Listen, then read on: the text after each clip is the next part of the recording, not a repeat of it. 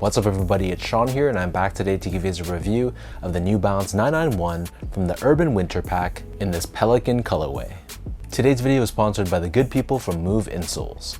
Move Insoles is one of the up-and-coming leaders in the performance insole space, and their products are designed and tested by pro athletes like Damian Lillard and Chris Paul of the NBA.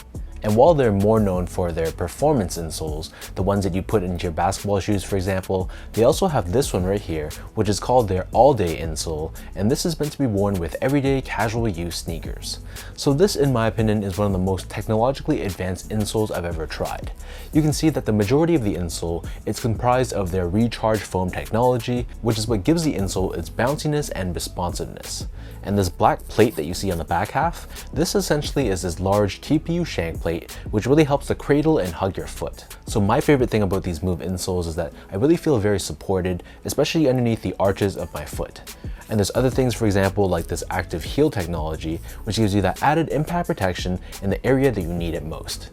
So there's so much going on with these insoles, but don't take my word for it. I've linked their website, their social media, all that good stuff down below. So check them out, try a pair for yourself, and be sure to tell them that I sent you.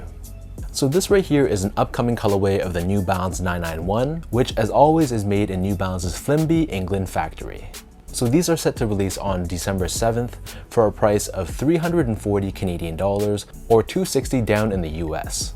The official colorway for this shoe is Pelican, Island Fossil, and Roasted Cashew. And this is part of New Balance's Urban Winter Pack, which is said to be more of a modern, winter-ready take on the New Balance 991 silhouette. And before I forget, the official style code for this shoe is M991WIN. So diving into the details of this shoe, instead of your traditional mesh, the toe box on this pair is covered in a ripstop nylon instead, which I presume makes it a bit more winter ready and water resistant. Right above this in the middle, we have this reflective 3M panel, and then overlaid on both sides of the toe box, we have a brown colored synthetic nubuck. Surrounding the front toe cap, we have this premium pig suede, which is done in this off-white or cream color, and this same suede covers the eyelets of the sneaker, but the top two eyelets, this is constructed out of a gray colored TPU. On the mid panel beneath this, we have more of a beige or tan colored suede, and then stitched on top of this, we have this blacked out New Balance end logo, which is reflective, and this is part of the reason why people are calling it a reverse Jown 991, because if anything, Jown is commonly known for blacking out the New Balance end logos on their collaborations. And then underneath this, we have another strip of suede. The suede here was a bit more of a long-haired shaggy suede, but I assume that's just because of the material inconsistency, because this is genuine leather.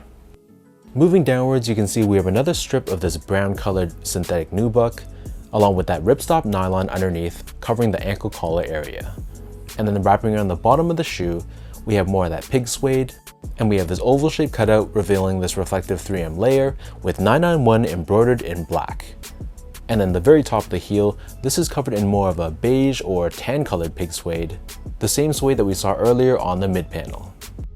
As far as the laces go, so these come with two different lace options. The standard lace that they come with is a flat style black lace, but if you don't like the contrast of the black lace, they also come with a light gray colored lace as well. Underneath this, just like the toe box, we have this ripstop nylon on the tongue, but we have this synthetic nubuck on the very top with the New Balance end logo in the center and New Balance 991 embroidered on the top in black.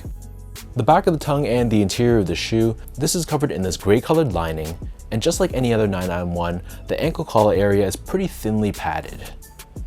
As far as the insoles go, so these come with a pretty well padded foam lined insole, and we have the typical New Balance branding pressed onto the heel of the insole. So the upper of the 991, this sits atop this full length absorb foam midsole, which is one of New Balance's top cushioning technologies. So the midsole is painted in more of a grayish tone on the back and more of a warmer cream tone on the forefoot, and you can see the exposed absorb with these protruding wedges, both outside of the forefoot, along with this longer strip on the back half of the heel. And right above this, we have a gray colored TPU heel clip, which gives you added structure and support for the back end of the sneaker. Finally, turning this pair over to the bottom, so this is your classic 991 outsole, and in this case, it's crafted using a mix of black and gray colored rubber. We have this N-shaped traction pattern on the forefoot, along with absorb and New Balance branding. So that breaks down the look and the construction of this pair. And for those wondering about sizing, to me these fit like most of my 991s, so I personally stick true to size. My foot measures as a true size 10, slightly on the wider side, and I usually wear a size 10 in the 991s, whereas I usually go down to a 9.5 in a lot of made in USA New Balance shoes. So for example, the 992, 993, the 990 V3, V4, V5, V6, all those models I wear a 9.5, which is a half size down, whereas for the 991, the 1500, the 2002R, 1906R, 860 V2, all of those models I usually stick true to size with a size 10. So whatever size you normally wear for example, a 990 V3, I would go up half a size from that size because the 991 definitely fits more snug than those ones.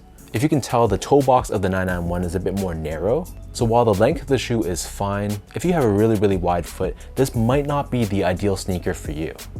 Moving on to the comfort, so the 991 is okay from a comfort standpoint, but I wouldn't say it's as comfortable as, for example, the 990 series or even the 2002R, a 1906R. I feel like the 991 in comparison just doesn't have as much cushioning underfoot, and it's a bit more on the firmer side. That's not to say it's uncomfortable by any means. For an everyday casual use shoe, 991s are still going to be fine. You just got to make sure that you have the sizing right, because otherwise you could have some pain in the pinky toe area of your foot. And finally, from a quality and craftsmanship standpoint, so first off, material quality, I thought it was pretty solid. So this is your typical made in England New Balance 991, so I thought the suedes that they used were very nice. But other than that, it was mostly synthetic materials. So we had that ripstop nylon, we have these synthetic nubuck overlays, along with reflective panels. So it was a mix of genuine and synthetic materials. So for that reason, I wasn't totally in love with the material quality. But again, the genuine leather that we got, I was a fan of this. And from a build and craftsmanship standpoint, so this is where I had the biggest issues with this pair. So typically made in England New Balance sneakers are very solid. They're known for their higher quality and good quality control, but this pair, unfortunately, it was pretty poor. So there was quite a few different things, for example, like loose threads in the stitching that I had to trim down myself. There was a ton of glue stains around the midsole, and most notably, this absorb wedge on the lateral forefoot. It was just really messy. There was so much glue, and there was even a piece of plastic that was just protruding out of it. So that was really disappointing. Obviously, whoever built this shoe in the Flimley factory was not up to their A game. So hopefully I just got a bad pair and I got unlucky. And hopefully for those of you who are picking these up, your pair ends up a bit more flawless than mine.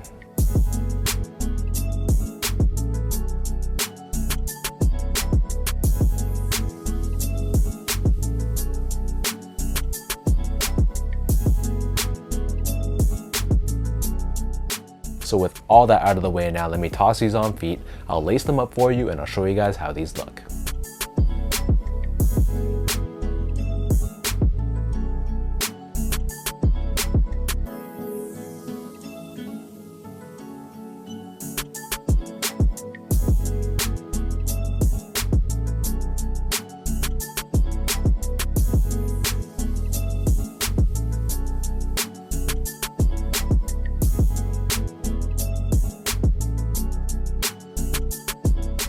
Overall, this is a beautiful colorway of the New Balance 991. Yes, I can see the similarities that it has to the Jown collaboration on the 991, but even if you take that all away and take away all that fake hype that people are attributing this to, I just think this is a very nice colorway, and I think the cream, beige, and brown tones work so well together. Do I love this ripstop nylon? No, I would have preferred a more classic mesh build instead. But I guess it serves its purpose, making this more of a winter-ready version of the classic 991. The only issue I had, of course, was the poor quality control. That really bugged me, but I'm just assuming that I got unlucky with my pair. So let me know in the comment section down below, what do you guys think about this New Balance 991 from the Urban Winter Pack? What are your overall thoughts on this specific colorway? And when these drop on the 7th, will this be a cop? Are you gonna wait for these to potentially go on sale? Or you're just not feeling this and it's a pass for you? As always, if you guys enjoyed this video, be sure to like, comment, and subscribe to my channel if you haven't yet. You can follow me on Instagram at esco8, follow me on X or Twitter at sean.go spelt out, and visit my website at seango.ca. So thank you so much for watching. Hopefully you guys enjoyed this review and hopefully it helped you in some way. Another shout out goes out to the sponsor for today's video, Move Insoles, and I'll catch all of you in the next review.